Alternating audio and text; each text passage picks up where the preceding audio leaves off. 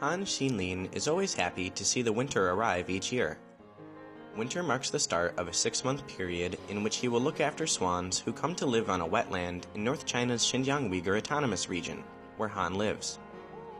He has dedicated himself to protecting and caring for the swans for more than 20 years. Han first met the swans in 1993 when he was taking care of a fish pond along the Ili River.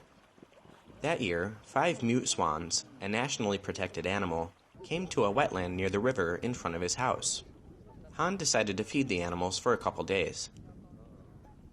To his surprise, the birds, which should head farther south to warmer places, decided to settle there for the whole winter. When the swans flew away in the spring, Han didn't expect to see them ever again. But their first stay was only the beginning. Several more mute swans came here the next year. I fed them every day.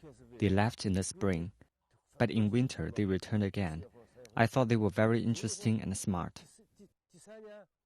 Han said the wetland in front of his house connects with both the mouth of a spring and the Ili River. The moving water doesn't freeze, making it ideal for swans. More swans started coming to the wetland during winter in the following years. Han formed the habit of feeding and closely observing the birds every day.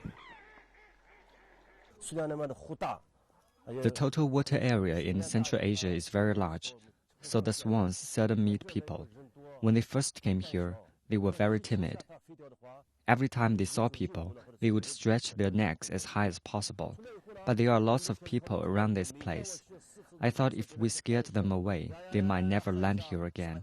So I patrolled the waters 4 or 5 times a day and scattered some corn. If I could make one swan family stay, more would join them. Han has traveled all over the country to study the swans' reproduction and figure out how best to feed them. Each of their meals is specially mixed and matched by Han. Most of the money he makes from raising fish goes towards the swans. Han said spending so much money is worth it when he sees the swan cygnets the following year.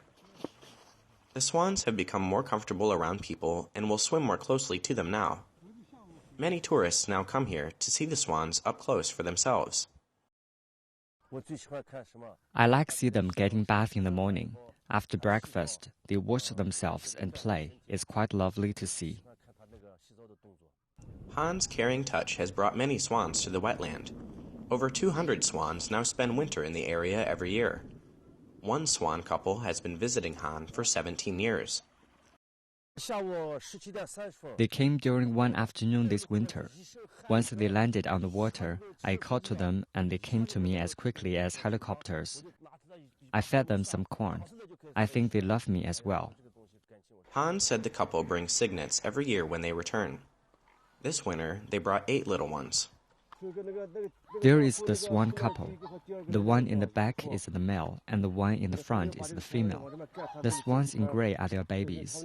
They stay here for 6 months every year. After watching them every day, it's easy for me to recognize every single swan. Swans are seen as particularly elegant and loyal in Xinjiang. Han said that if one swan in a couple dies, the surviving swan will remain single for the rest of its life, never seeking out a new partner.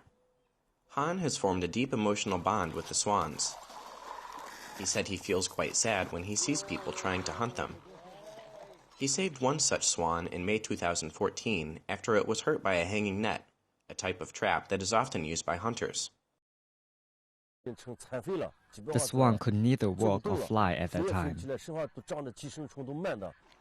Although the swans return every winter, Han still finds it hard to say goodbye when spring comes. Last May, he bought 6 black swans from Shanghai. The black swans cannot fly as far as mute swans. When the mute swans leave in the summer, I miss them when I look at the empty wetland. The black swans can accompany me and make me feel a little bit better. Han's persistent care has touched many people. The local government has been giving Han financial aid since 2013 to help him purchase food and improve the swans' living environment. Han said he is confident about the swans' future, adding that he hopes that even more mute swans will spend winter in the area.